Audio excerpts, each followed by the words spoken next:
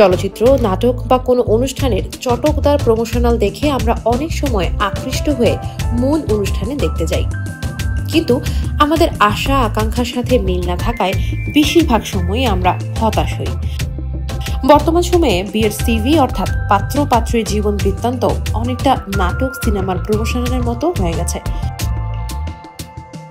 প্রথম দেখেই খুব আনন্দ, কিন্তু এর উপর ভিত্তি করে যখন পরিণতি লাভ করে বেশিরভাগ সময় দেখা যাচ্ছে উভয়ের মধ্যে শুধু হতাশা আর হতাশা। জন্ম, মৃত্যু, বিয়ে বলা হয় এই তিনটি সৃষ্টিকর্তার হুকুমে হয়। এর মধ্যে জন্ম এবং মৃত্যুর সমীকরণ একজন ব্যক্তির পক্ষে মিলানো সম্ভব না হলেও বিয়ের ক্ষেত্রে কিছু ভূমিকা রাখার সুযোগ থাকে।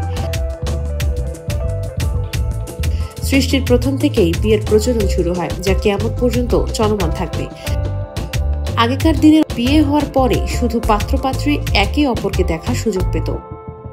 প্রযুক্তিগতভাবে পৃথিবী যত এগোতে থাকে বিয়ের পাত্রপাত্রী পছন্দের বিষয়টিও বৈচিত্র্যময় হয়ে ওঠে।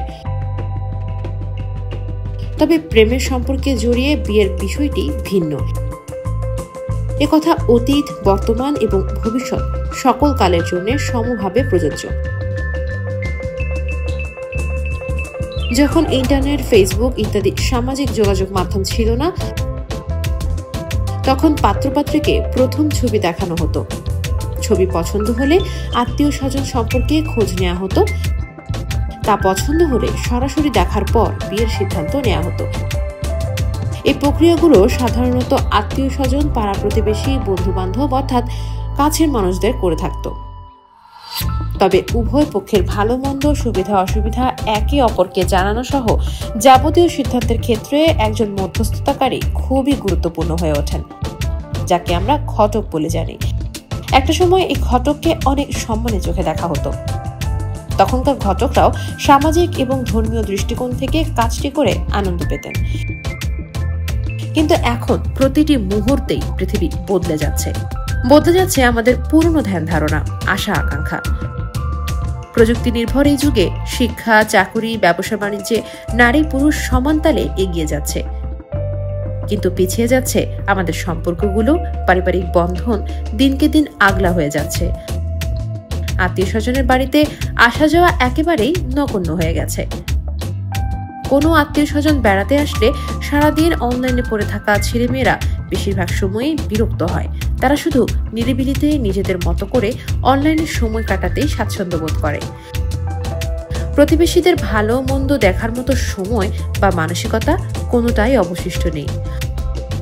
অনেকের মধ্যে সামাজিকতা ধরে রাখার চেষ্টা থাকলেও সার্বিক পরিস্থিতির কারণে তা আর হয়ে ওঠে না। এখন প্রশ্ন হলো, তাহলে বিয়ের কি হবে? যা হওয়ার তাই হয়। আকাশচুম্বী চাহিদার কারণে নিবেদিত প্রাণ লোকজন এখন এ পথে পা বাড়ায় না। এই সুযোগে ঘটকালীর নামে মধ্য শক্তভোগীর সৃষ্টি হয়েছে। বিশেষ করে শহুরে জীবনে আত্মীয় স্বজনের সাথে দূরত্ব, প্রতিবেশী এবং শুভাকাঙ্ক্ষীর অভাব সহ নানাবিধ কারণে অভিভাবক বা প্রার্থী নিজেই ম্যারেজ মিডিয়া বা ঘটকের শরণাপন্ন হয়। এতে বেশিরভাগ ক্ষেত্রে বিনিময় থাকে, অর্থাৎ বিয়ে হলে ঘটক কত পাবে তা বলে দেওয়া হয়।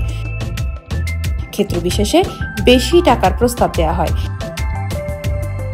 এদিকে একজন পাত্র বা পাত্রীর যখন বিয়ের উদ্দেশ্যে একটি জীবন বৃত্তান্ত তৈরি করা হয়, তখন শুধু ভালো দিকগুলো অর্থাৎ আভিজাত্য ফুটে ওঠে এমন বিষয়গুলো উপস্থাপন করা হয়। অনেকেই অনেক অন্ধকার দিক থাকলেও তা প্রকাশ করে না। অপরপক্ষে অনেক সময় যাচাই করে ওঠাও সম্ভব হয় না। এই সুযোগে একজন ঘটক উভয় পক্ষকে ভালো দিকগুলোর প্রতি ইঙ্গিত করে প্রলুব্ধ করে থাকে এবং অনেক সময় সফল হয়ে যায়। কিন্তু বিয়ে পরবর্তী সময়ে যখন কঠিন বাস্তবতা সামনে আসে, তখন সম্পর্ক বেশিরভাগ ক্ষেত্রে তিক্ততার দিকে ধাবিত হয়, যার প্রমাণ ঢাকা শহরের প্রতি 40 মিনিটে একটি করে ডিভোর্স হওয়ার মাধ্যমেই পাওয়া যায়। বিয়ে একটি পবিত্র বন্ধন। সারা জীবনের জন্য জীবনসঙ্গী বাছাই করতে তাই সাবধানতা অবলম্বন করা অত্যাবশ্যকীয়। এর জন্য প্রয়োজন সকলের সঙ্গে ভালো সম্পর্ক। পরিবার, আত্মীয় স্বজন, পাড়া প্রতিবেশী, বন্ধু বান্ধব সহ সবার সাথে সম্পর্কগুলো দৃঢ় করা অত্যাবশ্যকীয়। তদুপরি ভালো মানুষ হিসেবে নিজেকে গড়ে তুলতে হবে। তাহলে কাগজের তৈরি জীবন বৃত্তান্ত আপনার নাও লাগতে পারে। দর্শক মণ্ডলী, এ বিষয়ে আপনার কোনো অভিজ্ঞতা বা মতামত থাকলে নিচে কমেন্টসের মাধ্যমে আমাদেরকে জানালে উপকৃত হব। সাবস্ক্রাইব করে সাথে থাকার অনুরোধ রইল। ধন্যবাদ সবাইকে।